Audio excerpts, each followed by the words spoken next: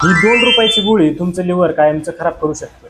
आजकाल अनेक जण ताप, अंगदुखी, डोकेदुखीसाठी स्वतःच्या मनाने मेडिकलमधून ही 2 रुपयाची गोळी घेताय आणि चॉकलेट सारखी खाताय। हिचं नाव आहे पॅरासिटामॉल। पॅरासिटामॉल हा जगात सर्वात जास्त वापरला जाणारा अँटीपायरेटिक आणि अनॅल्जेसिक ड्रग आहे।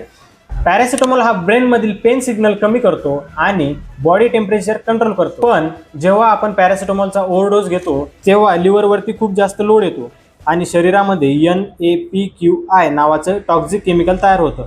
हे एवढं डेंजर असतं की लिव्हरला ते आतून डिस्ट्रॉय करायला सुरुवात करतं, त्यामुळे लिव्हर फेल होते।